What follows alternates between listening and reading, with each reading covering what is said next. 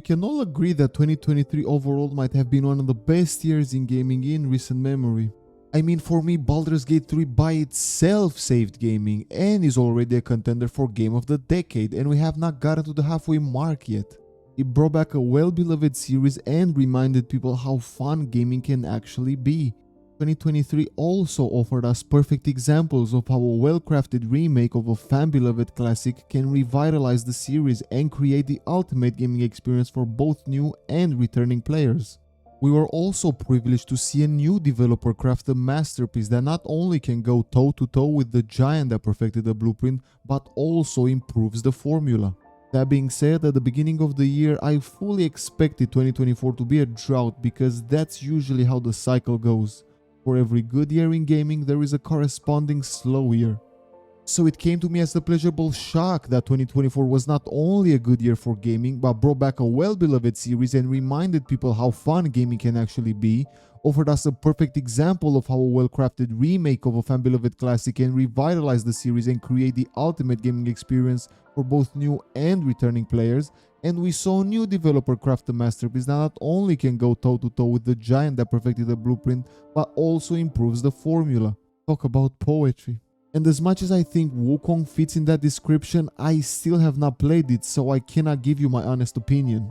Yeah, big surprise that I already spoiled in the title and thumbnail, but for this video I actually want to focus on the other game that came out this year that is heavily inspired by past masterpieces, whilst also being a unique and unforgettable experience that can stand on its own 2 feet and inspire future works of art.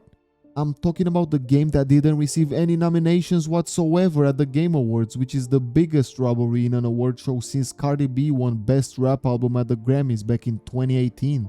Look, I'm not someone that cares deeply about award shows, but when a masterpiece like this gets absolutely no recognition in a context that can introduce a big audience to it, I get salty. Therefore, I have to do my due diligence and shine a light on the greatness of Nine Souls, which is my Game of the Year in 2024.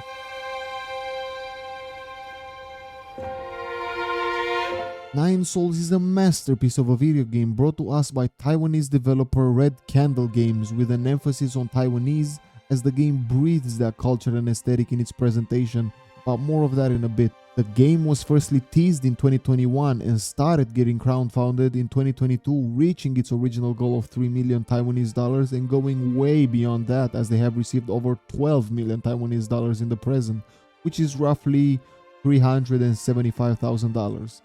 That being said, I only found out about the game when it launched this year, which is an L on my part for not being more aware, but it is never too late to spread the word so that more people can enjoy this incredible work of art. In its presentation, Nine Souls wears its influences on its sleeve, as most people will take 2 glances at the gameplay on screen and compare it to Hollow Knight with a sprinkle of Sekiro added on top. And let me tell you, you would not be wrong. What makes this game special though is how it embraces these influences and blends them perfectly to create a beautiful painting.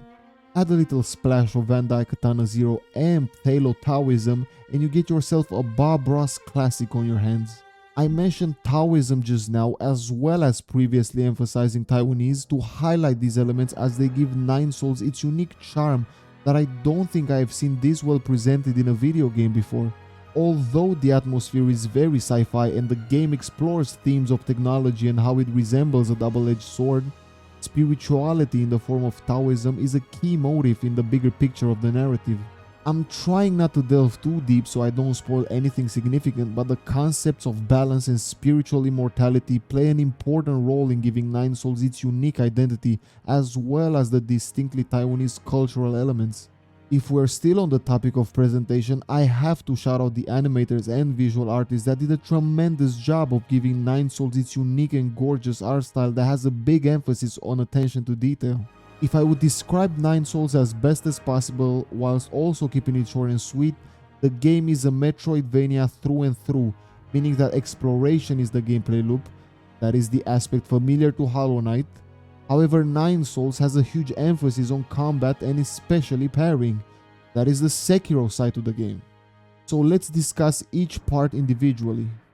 The exploration element of the game is very satisfying as each area of the world is very distinct from one another with various gameplay characteristics that are unique to each one of them. Unlike Ori or Hollow Knight, the traversal does not have a huge emphasis on platforming. Path of Pain flashbacks. However, it is fluid and satisfying enough to keep it engaging for the necessary backtracking that comes with every Metroidvania. That would be one negative aspect that I have to mention because the first half of the game is heavily impacted by the inability to fast travel, which kinda hurts the pacing as backtracking can drag the fun out of the game at times, intentional as it is. Other than that, the pacing is great for the most part as you are organically incentivized to explore further or revisit areas when you unlock a new ability. The length of the game also helps the pacing as it doesn't allow any aspect to become stale from overdoing it. The keyword I would use here is compact. The character progression is also intertwined with the exploration as your curiosity is rewarded with new tools and upgrades that will make your character stronger. This aspect is highlighted by the map. Differing from Hollow Knight, in Nine Souls your map is available to you from the start, however the world is filled with data chips that allow you to see what collectibles you have missed. This way you are not stressed out to find the map guy as soon as possible like in Hollow Knight, and you can take a more relaxed approach when exploring as you always know where you are and you can see where you need to go. When you are not exploring though, you will find yourself chilling in what is a pretty comforting hub area filled with all the main and side characters that you will meet along your journey. Unfortunately, there is no extra activity that can keep you entertained here as you will mostly come back to buy upgrades or progress different side quests, but the character development that occurs here will keep you wanting to check what's happening from time to time. However, the best part of Nine Souls is the combat, and the game knows it because it uses the combat as the main reward for exploration, because the more you explore, the more side bosses you can fight. Perfect segue to talk about the combat. The combat of Nine Souls is the closest thing we have to the combat of Devil May Cry 5, and I'm not implying that they are similar because they are total opposites, but they are both embodiments of virtual cocaine. Through such a simple addition of a parry system similar to Sekiro, the action becomes so much more fluid and complex than most Metroidvanias, resulting into an addicting fighting system that makes you constantly crave for more. You are directly incentivized to explore more with the hope of finding more things to fight. This is how Nine Souls inspirations go hand in hand to create a satisfying gameplay loop. When I first saw the game, I cannot lie, I kinda hoped the game would be more like Katana Zero with an emphasis on a one-hit kill mechanic, because that game is one of the best games I've ever played and I need my fix, man. And when I found out it is more like Sekiro than Katana Zero, I was a bit salty but pleasantly surprised nonetheless. The reason I keep comparing Nine Souls to Sekiro rather than any other game with a parry system is because of how reasonable the parry mechanic actually is. Unlike Lies of P, where your timing has to be almost perfect to execute a parry, in Nine Souls you can pretty much get away with spamming it at times and not get punished for it, like in Sekiro. The downside is that you will still take internal damage that once you get hit for real, will transform into real damage, leading to possible one-shots if left unchecked. However, the same thing can be applied to enemies, using the parry as an offensive method and detonating your talisman to inflict massive damage. This is how the game mechanics differentiate themselves from the posture system from Sekiro and the rally system from Bloodborne and Lies of P, as the internal damage will slowly start healing after a period of time has passed, incentivizing a more defensive playstyle that ironically translates into an offensive opportunity if timed correctly. It's not that deep and it's easy to fall into the rhythm, just try parrying more and hitting less. Although the game is built around the parry system that gives Nine Souls its identity, the player has the option to create a personal playstyle that is best suited for each individual encounter. The game hands you all the tools that you're going to need in order to achieve victory, heavily incentivizing that you learn and master each and every mechanic, but at the same time it doesn't shove them down your throat. That's why there are pacifist approaches to some bosses that are not necessarily considered challenge runs, because they can be more efficient in some instances than the regular approach. A term I like to use fondly when I talk about what makes Souls game in particular special is the dance that is created when the developers are fully invested in creating a gratifying rhythm to the fights through a simple to understand yet difficult to master combat system. And let me tell you that Nine Souls puts Shadow of the Erdtree to shame when it comes to perfecting this dance. This is because they treated with care and affection both dance partners, those being the player and the bosses, and not pitting against each other a crying baby and a hydrogen bomb. Now let's explore them individually, starting with the player. As I previously mentioned, the character progression is strongly linked with the exploration. If you want to bum rush your way to the ending without experiencing any side content, you will have a harder time doing so.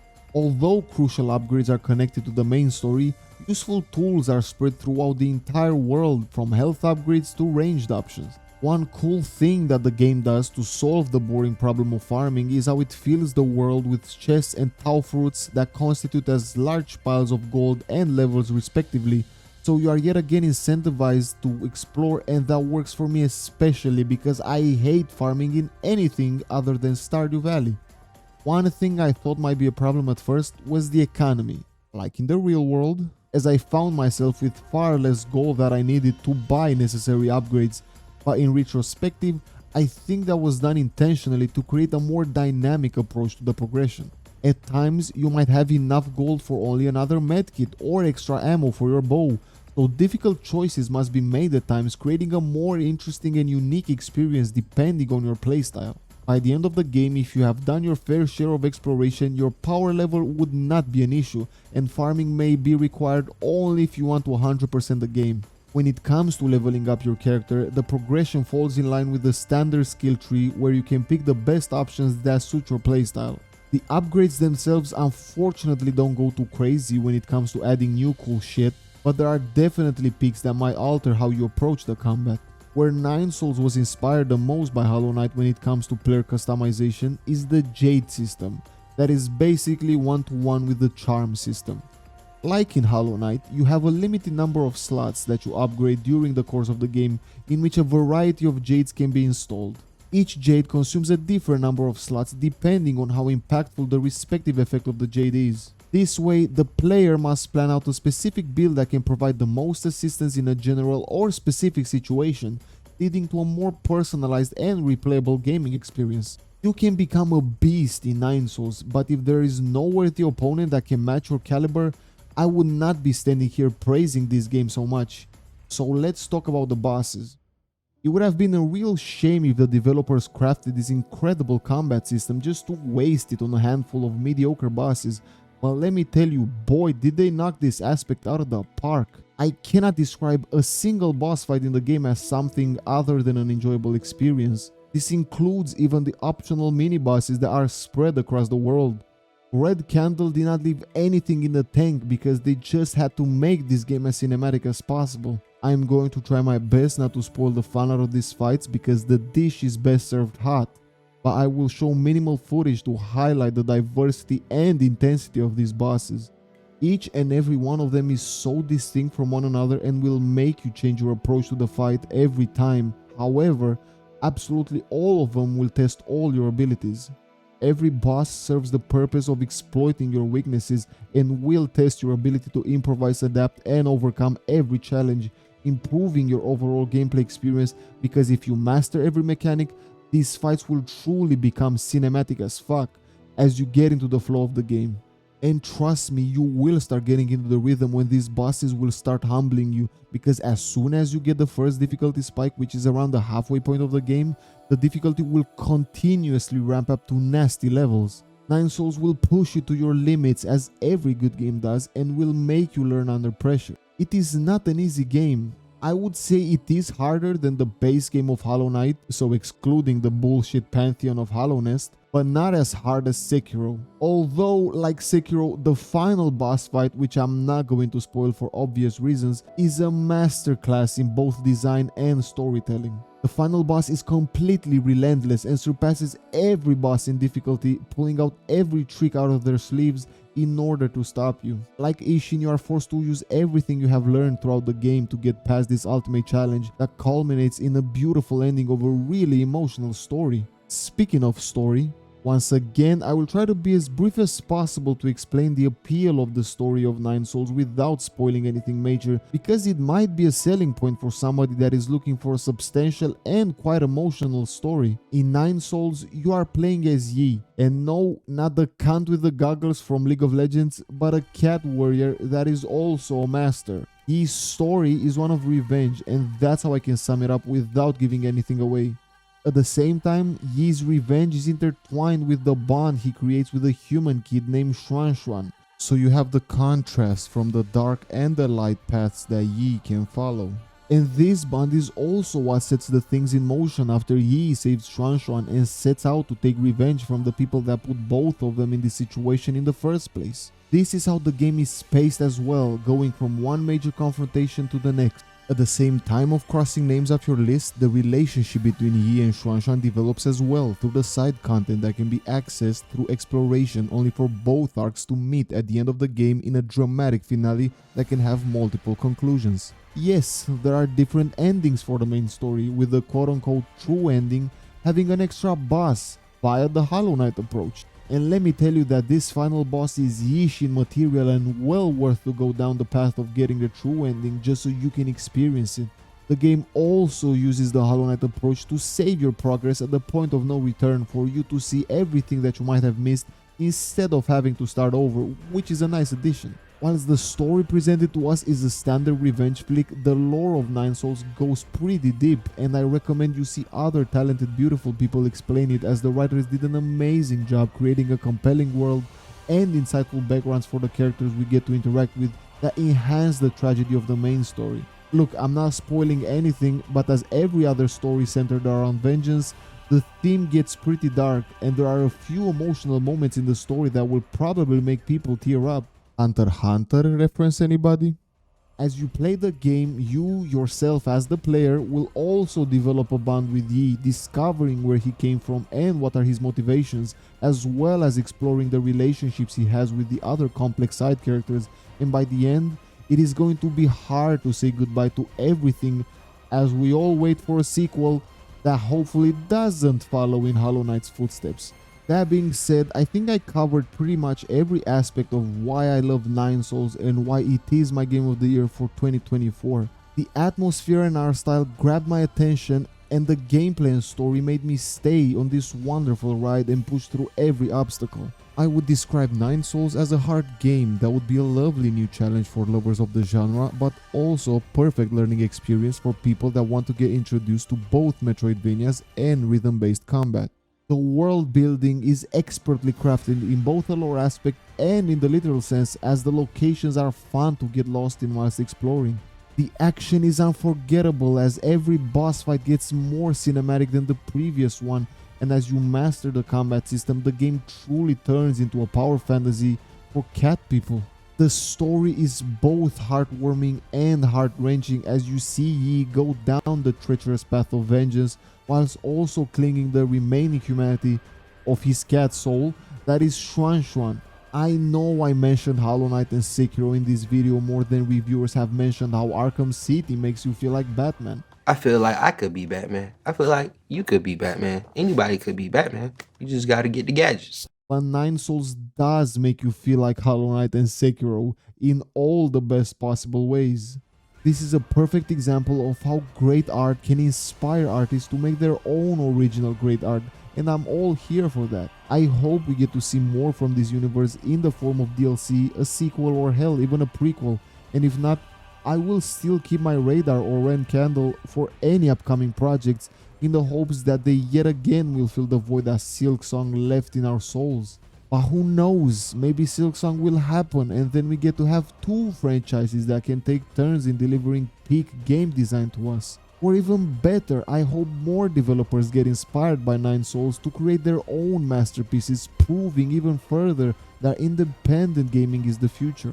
Hopefully in the future, these types of games will also get recognized at a bigger scale and the effort that went into making them gets rewarded. Until then, I will continue playing League of Legends. Somebody sedate me.